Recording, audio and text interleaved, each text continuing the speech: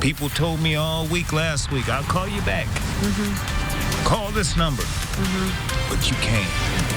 Thank you so much. Working for you and getting results. Tonight, how RTV6 is helping a man get access to the money he needs to pay his bills. The State Teachers Association is taking action after a Call 6 investigation into teacher injuries. I'm Kara Kenny with what's on their list of priorities. It's time to talk about your weekend forecast and the possibility of a rain-snow mix. This is RTV6 News at 5, working for you.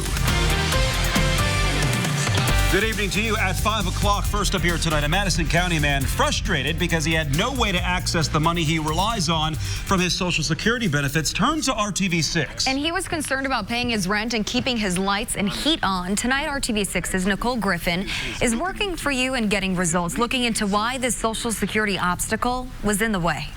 People told me all week last week. For 3 months, Marcus Randall, who lives in Anderson, says he's been waiting for his new Direct Express card in the mail. He used to receive a paper check with his Social Security benefits, but he signed up to get his money direct deposited to the card, and months later, he still hasn't received it. Every time we call the same numbers that we called to set the card up, nobody gives us anything. They give us another number, another person, and prompts, which my money is just out there. People like Marcus who receive Social Security or other federal benefit payments must sign up for an electronic payment option. That is because receiving a paper check in the mail is out of compliance with the law. My rent is due, my bills are due, and all they can tell us is, well, you just have to keep trying that number. I reached out to the Treasury Department and Comerica Bank, the company that issues the card, and while we were talking... Hello? Marcus received a phone call. This is the first time I've actually talked to somebody that honestly will actually is looking into it, is leading me in some type of direction. A senior manager from Comerica apologized to him and said she's now working to get him a new card. Oh, I'm so glad she called you. That was fast. You know how long I've been waiting on a phone call? I mean, just an answer. Working for you in Anderson. Oh, God, thank you so much. Nicole Griffin, RTV6. Happy he got those results. And tonight, Comerica Bank confirms with RTV6 they have reached out to Marcus. They are following up with information received on the phone in order to get him a new card. Good to see that there. The state's largest teachers union is taking action following a Call 6 investigation into teachers injured on the job. Call 6 investigates Kara Kenny found hundreds of educators have been hurt by their own students. She explains what the Indiana State Teachers Association is doing about it in the upcoming legislative session.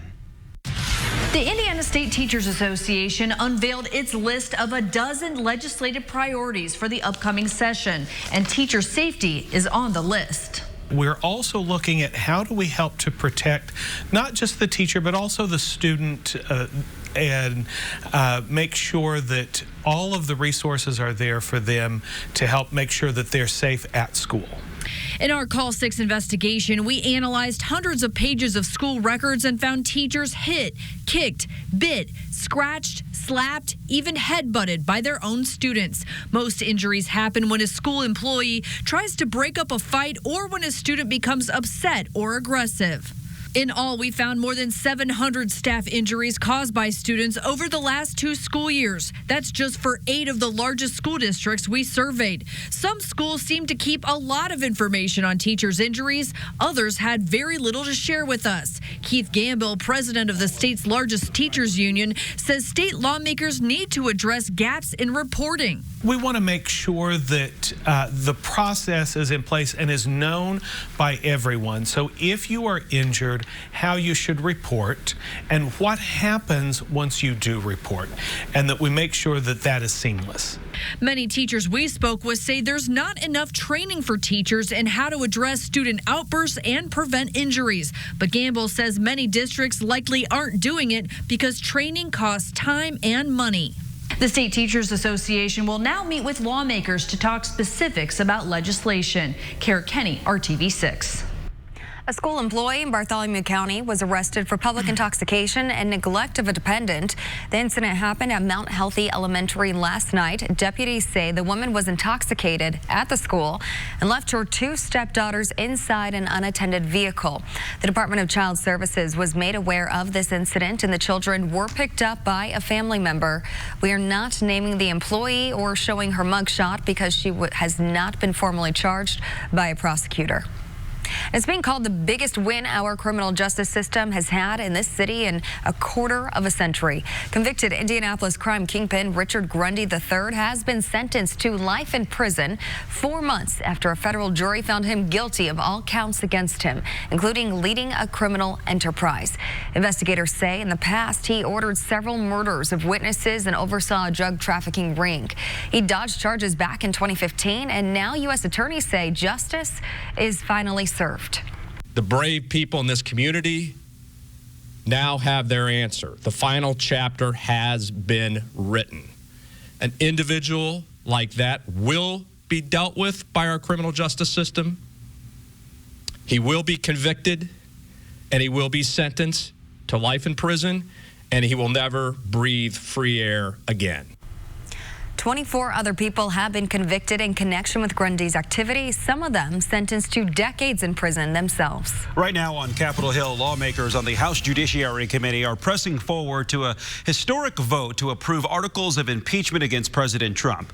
Democrats charging the president abused his power and obstructed Congress are hoping to potentially vote before the end of the day.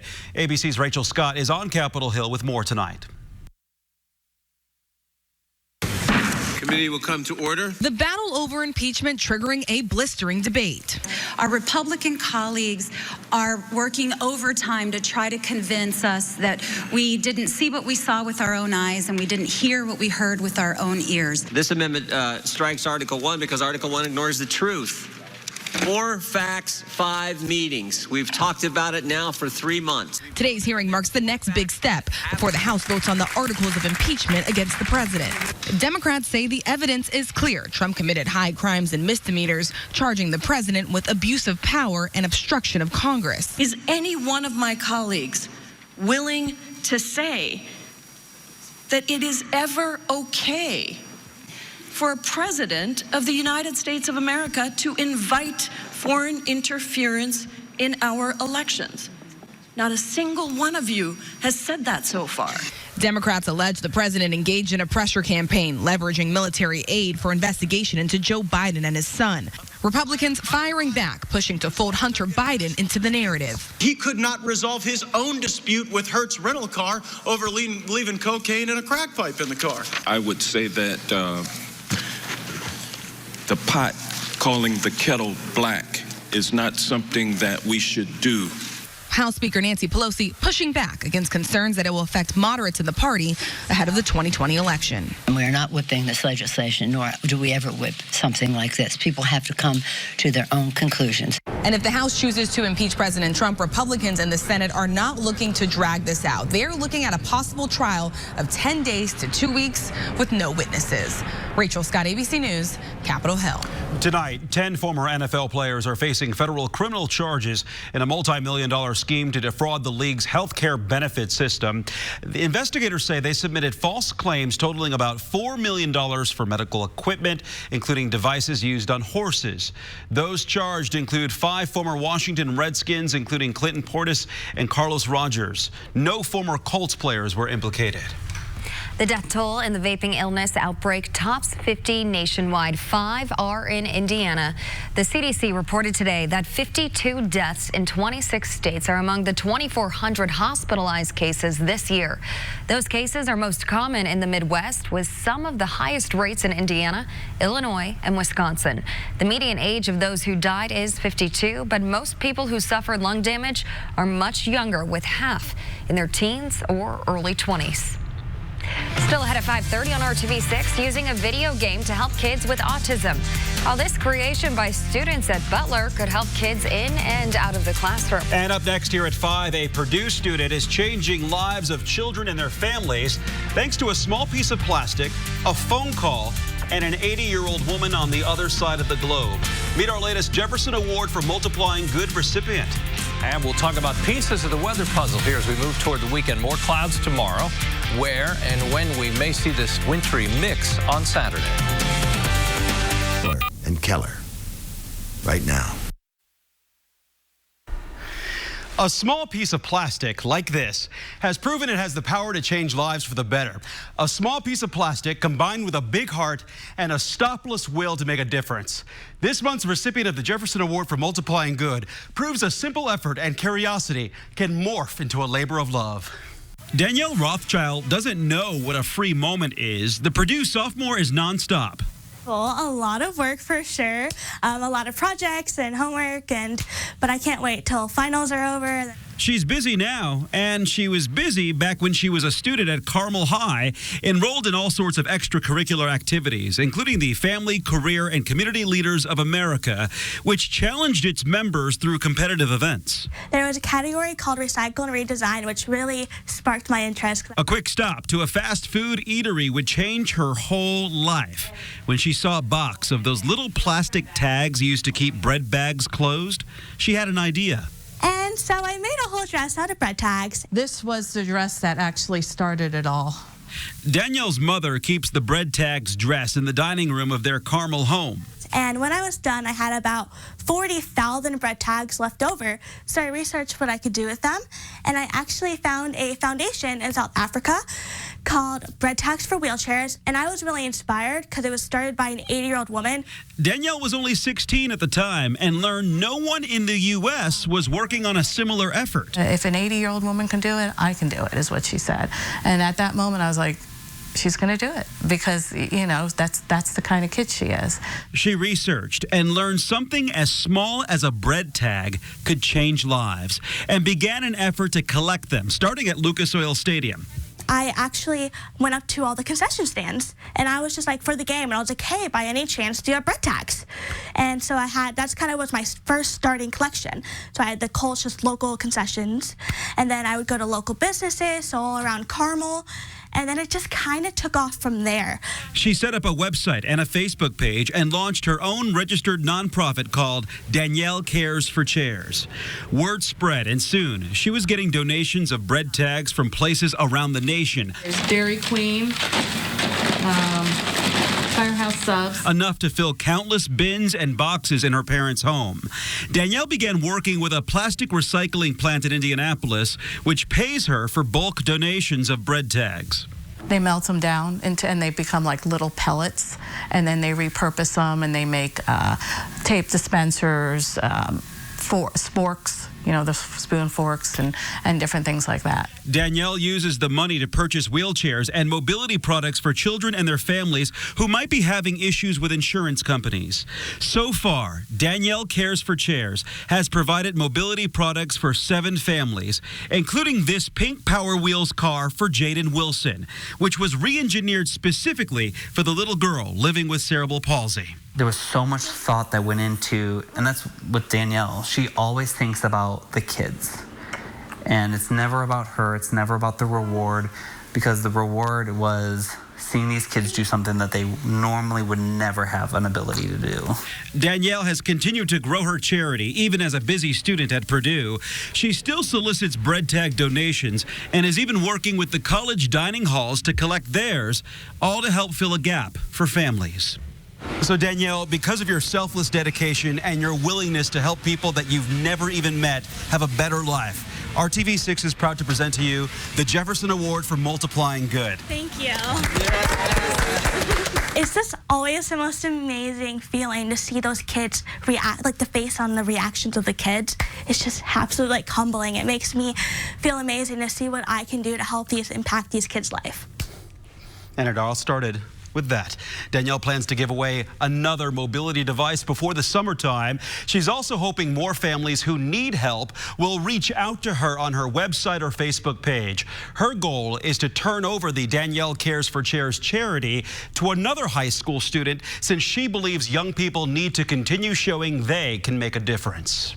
Nominate someone who you know is making a difference. Just go to our website, theindychannel.com, select the menu and the life section, and then click on Multiplying Good. That was a great story, and congratulations, Danielle. Well, quite an unusual sight downtown late this afternoon. A camel. It was part of the parade of the nativity animals to kick off the annual St. John's Catholic Church Christkindl Village. Now, the event is rooted in German tradition. Markets like this are seen all over Germany during the Christmas season. In addition to the live animal nativity, there are kids' activities, an alpine slide, German food, beer, and hot spiced wine. There's also a Christmas market where you can buy gifts, arts, and crafts. You'll find the village in the St. John's parking lot, the west block of Georgia Street, and Pan Am Arena. It runs tonight until 9. Tomorrow 5 to 10, Saturday and 11 to 10, and Sunday 11 to 6. This is a really fun event, and the German food is so good. And animals were such a big part of the nativity as well. Yeah, I believe that. And some singing as well, I heard in the background. Maybe a little snow flake activity, just a little bit, you know, gives more to the atmosphere of Christmas. Now, we talk about this for Saturday. I don't think it's going to impact plans. I don't think it'll be any big deal. We'll get to that in a second. Let's talk about Monday for a second. A little better chance we'll see some accumulating snow, especially over the northern half of the state. It'll depend on this, whether the low goes more to the south or north. That really controls whether you have the cold air in place for any snow or accumulating snow. 7 a.m. Monday, a wintry mix, snow, rain, maybe in some spots just all rain to the south. We put this in motion 1 o'clock in the afternoon. More snow in the northern third of the state, a little mix in central Indiana. And as we go into the evening hours, you can see where the northern portion of the state stays with snow a little longer. That's why I think the probability of some accumulating snow is higher when you go north of Indy, and particularly, at least right now, north of Lafayette to Muncie. Another forecast model brings at least some light accumulation into central Indiana. If you have to think about it for a second, November 11th is when we had our 2.9 inches of snow in Indianapolis, so it's been a little while. Temperatures all around 40. We cannot shake the clouds, can we? We may have some breaks in the cloud cover this evening. There you go. Look at Jack trying to get in on the act. He's got his antlers going there, and he looks a little guilty, doesn't he? He does look a little guilty. It looks like he's been peeking into his stocking or something. Yeah. But Santa's watching back there. It makes, yeah, I see that. It makes all the difference when his ears are kind of pinned back there. Thanks for sending in the picture. Temperatures not as cold as this morning. Tomorrow morning, right around 30 degrees. Again, clouds win out tomorrow, 41 at noon. Afternoon temperature still in the lower 40s, lower to middle 40s. I think in Indy we'll shoot for, optimistically, 44 degrees. Saturday, the chance is better that you won't have a rain-snow mix than you will, but I'd put it at 40%. We'll see a wintry mix, and that should be mainly in the morning hours, the way our forecast models are working this right now. Lots of cloud cover through the afternoon. There are your temperatures. Whatever's happening will be melting on roadways as a result of those temperatures climbing. Colder as we get to next week, 36 with that snow potential Monday. Temperature Tuesday, 32. And by the time we get to the morning hours next week, we're talking about low temperatures back into the teens again, particularly Wednesday morning. 18 degrees, and we're dry Tuesday through Thursday of next week. All right, Kevin, thank you for that. Hey, are you ready for some football? A rematch of Super Bowl 44 between the Colts and Saints on Monday Night Football right here on RTV6. Our countdown to kickoff show begins at 7:30. Sports director Dave First, Brad Brown, and former Colt Ryan Diem will be discussing the big matchup, and then the Colts and Saints will kick off at 8:15. Again, this is Monday night right here on RTV6. Sugar and spice and everything nice. It's just a few of the ingredients necessary for the Great American Baking Show Holiday Edition that premieres tonight. And you'll likely want to throw in a dash of competitiveness, speed, and creativity while you're at it if you want to win, though. 10 aspiring bakers from the U.S. traveled across the pond to England to step into the famous white tent to tackle sweet and savory treats, all while making sure they impress the judges. We spoke to Spice Girl and host Emma Bunton about just how heated things can get. They put everything into this. You can see how much they want it. They want to win. They want Paul and Sherry to be, to really enjoy their bakes. So it's a hot competition. It is full on. And sometimes when, they're baking, it can be for 3 to 4 hours. And of course, the competitiveness comes out during that time. And they're all fighting, for a place in the next show. The 2-hour premiere of the Great American Baking Show Holiday Edition is tonight at 9 right here on RTV6. Counting down to the new year, the key pieces now in the Big Apple that you can't celebrate without. Test drive at Honda of Fishers. Welcome back. Well, most of us are focusing on Christmas. In New York City, the emphasis is on two numbers, 2 and 0, as in welcoming the arrival of 2020. The numbers that will light up the second the famous ball touches down to start 2020 arrived in Times Square Wednesday. 1 million people are expected to gather in the Big Apple to watch it happen live. Millions more will watch the iconic ball drop on live TV right here on RTV6 during Dick Clark's New Year's Rockin' Eve with Ryan Seacrest. Hope you join us that One night. of our favorite nights, right? All new at 6 p.m. here on RTV6. Youth suicide rates are skyrocketing. Working for you, what's being done locally to help bring those numbers down? The resources that are available to you. But first on the Now Indy, Christmas comes early to many kids thanks to the Indiana Pacers. Why one educator called this a perfect fit for his kids. You're watching RTV6. We'll be right back with the Now Indy.